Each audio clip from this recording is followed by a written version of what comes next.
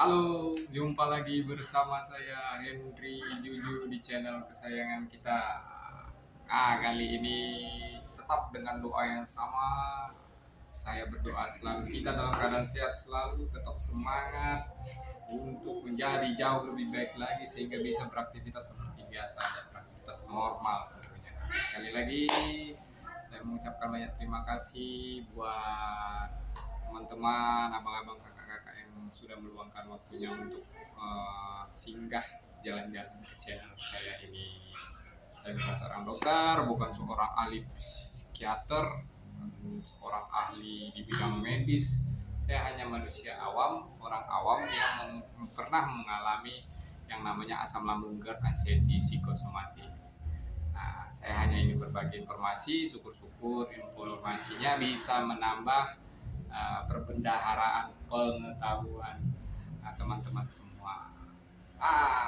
Pada kesempatan kali ini tentunya saya akan sharing tentang bagaimana dulu saya sulit sekali untuk tertidur. Karena saya ingat masa-masa itu luar biasa memang. Kenapa sulit untuk tidur? Ya saya bingung gitu dengan segala macam sensasi, perut begah, perut kembung, terlipat sikit sakit, mau tengkurap tambah salah, pokoknya serba salah. Belum lagi ditambah malam sering terbangun, jam 1 tiba-tiba terbangun, jam 3 tiba-tiba terbangun, sulit lagi untuk tidur.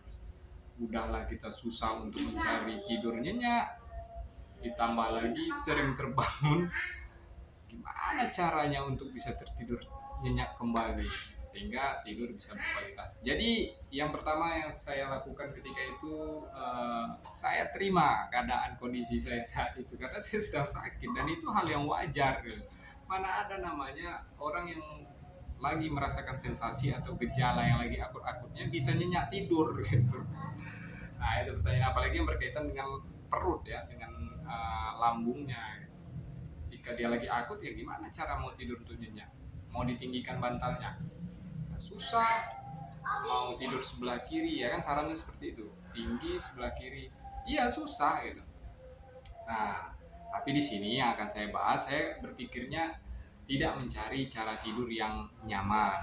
Yang lebih saya tekankan di sini adalah mencari cara tidur yang aman. Nah, ketika akut-akutnya saya belajar tidur seperti pengembara atau pendaki gunung, ya kan, yang bisa tidur sambil duduk, ini seperti ini, gitu kan.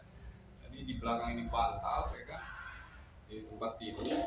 Jadi saya nyender teman-teman. Nah, tidurnya seperti ini sampai saya cari-cari tidur, cari-cari tidur sampai bisa tertidur. Itu pun terkadang cuma bisa 30 menit, 1 jam terbangun lagi. Saya usahakan lagi di hari-hari berikutnya sampai saya menjadi terbiasa dan menerima keadaan seperti itu, teman-teman. Nah, selanjutnya setelah saya agak lumayan gejala di bagian sini sudah agak enak, baru saya mulai tidur berbaring. Tapi dengan catatan 2-3 jam setelah makan ya, baru saya bisa berbaring. Saya konsisten dengan hal itu karena itu besar pengaruhnya dengan lambung kita yang lagi memproses makanan untuk dicerna ya, butuh waktu 2-3 jam seperti itu. Nah, setelah saya udah bisa berbaring, itu bantal saya tinggikan. Nah, saya agak tinggikan, kira-kira segini lah.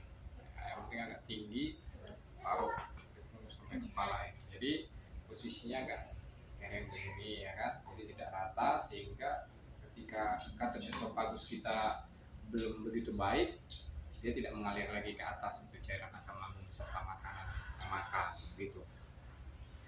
Itu yang saya lakukan. Ada beberapa beberapa informasi yang saya cari-cari, data-data yang saya cari-cari.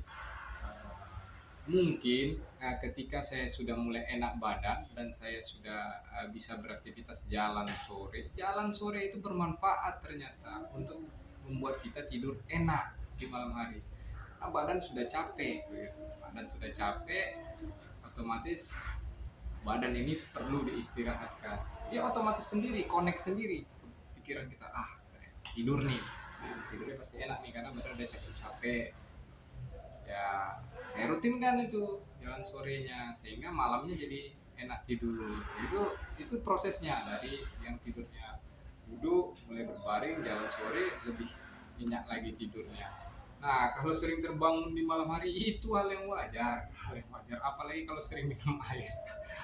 Harus ke kamar mandi ya kan, harus ya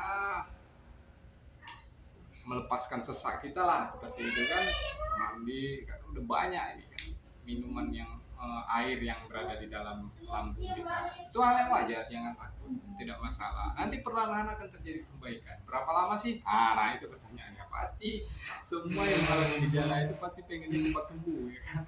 Berapa lama sih? Nah kalau saya ukur-ukur itu gejala yang saya alami akut-akutnya itu selama 2 minggu yang saya duduk, hampir 2 minggu.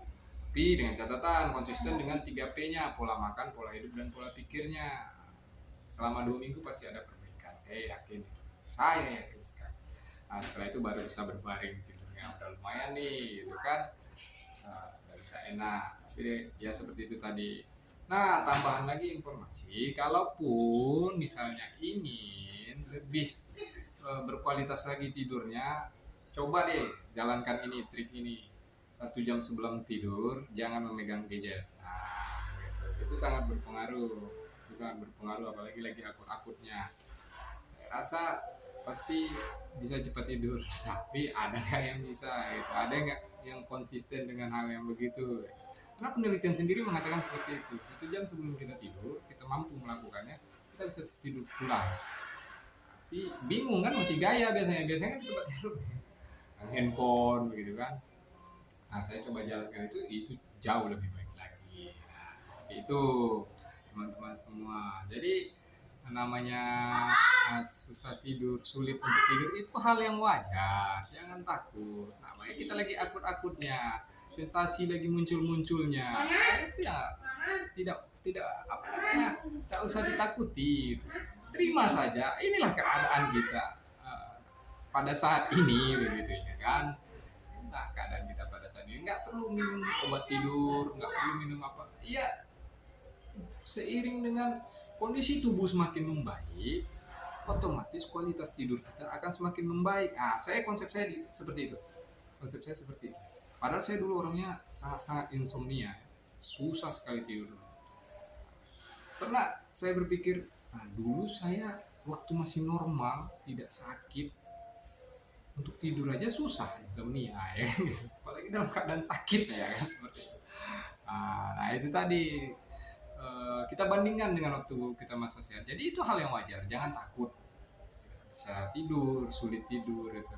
Nah, kita tetap harus berpikir bagaimana kita bisa cukup untuk tidur, karena penyakit ini butuh tidur yang cukup, butuh istirahat yang cukup juga teman-teman, seperti itu. Intinya kembali ke diri kita, terima dulu, jangan merasa-rasakan sensasi aduh gak enak kayak gini, posisi kayak gini, mana ya, tapi itu adalah posisi aman ketika akut-akutnya gitu. Ketika akut-akutnya mau tidur siang, tidur malam, saya seperti itu. Saya ganjal di sini ya kan, di pinggang sini, punggung, kepala ya kan, saya tidur di tempat tidur. Sampai istri saya ketawa-ketawa, saya bawa ketawa, saya bawa happy, karena itu namanya senyum adalah cara kita yang paling penting untuk menyembuhkan diri kita pribadi secara alamiah gitu. Selalu bahagia itu, walaupun berat untuk dilakukan, lakukan saja. Nah itulah pengalaman saya ketika saya mengalami sulit tidur oleh gangguan GERD anxiety asam lambung ini. Memang tidak enak, mana ada yang enak, namanya 1001 sensasi. Belum lagi kepala rasa apa ya, berat di sini, migrain nggak migrain ya kan, nyut-nyut di sini ya, lehernya tegang ya kan, seperti itu, dadanya sesak, ya dipikir pula sakit jantung ya kan, nggak bisa tidur. Nggak usah dipikir, diterima saja, memang begitu keadaan kita. Kita memang begitu ya, harus semangat untuk sembuh. Gimana caranya kita bisa aman dulu nih tidurnya, jangan cari nyaman dulu, karena untuk cari nyaman nggak akan nyaman, sensasi masih tetap ada ya. Dengan seiring menjaga 3P yang saya bilang, pola makan, pola hidup, dan pola pikir itu, saya rasa pasti ada perkembangan yang sangat signifikan. Nah, kalau saya pribadi saya tambah dengan obat herbal, ya kan? Bukan obat herbal sih, minuman herbal lebih tepatnya, ya kan? Karena bersifat alamiah. Nah, saya cuma 1 bulan mengkonsumsi obat yang berbau kimia. Itu saya stop, saya lari ke jaga 3 pola makan, pola hidup dan pola pikir, tambah dengan minuman herbal saya yang saya sudah jelaskan di video sebelumnya gitu. Ya, seperti itu saja sih cara saya kalau sulit tidur ya. Kadang saya waktu itu banyak-banyak baca gitu kan. Tapi bukan handphone ya, langsung gitu. Saya baca. Ya, saya rasa teman-teman juga memiliki metode tersendiri lah, karena setiap orang metode pasti berbeda-beda. Saya yakin dan percaya ketika kemauan untuk sembuh itu sudah ada dan mencari cara tidur terbaik menurut kita, kita sendiri yang menemukan itu pasti. Amannya seperti apa ya? Saya bilang aman ya, bukan nyamannya. Mudah-mudahan dia akan berangsur lebih baik, lebih baik, lebih baik, dan lebih baik sehingga bisa kembali tidur normal. Untuk masalah bangun normal tadi ya seperti yang saya bilang tadi, itu tidak apa-apa. Nanti akan berkurang dengan sendirinya, percayalah. Ketika 3P-nya sudah dijalani, sudah dijalankan dengan konsisten, seiring berjalannya waktu, mengikuti kualitas tidurnya mengikuti sendiri nanti. Sulit tidurnya juga akan terkikis sendiri. Nanti akan kembali ke kehidupan normal dengan cara tidur, dengan kenyamanan tidur seperti keadaan sehat dulu gitu. Mungkin itu saja yang dapat saya sampaikan. Jangan takut, jangan khawatir. Sulit tidur itu merupakan proses untuk kesembuhan. Percayalah. Semangat dan tetap yakin penyakit ini tidak berbahaya. Ya memang karena tidak berbahaya, kita pasti bisa sembuh, pasti bisa beraktivitas normal kembali, dan selalu bersyukur. Jangan lupa tersenyum ketika ada sensasi. Akhir kata dari saya, banyak mengucapkan terima kasih. Like jika video ini sangat bermanfaat untuk teman-teman semua. Dan kalaupun tidak menambah informasi, saya tetap akan mendoakan kita semua dalam keadaan sehat selalu.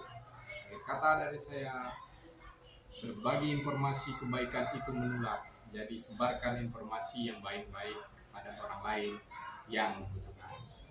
Salam sehat dari saya, Henry. Bye bye.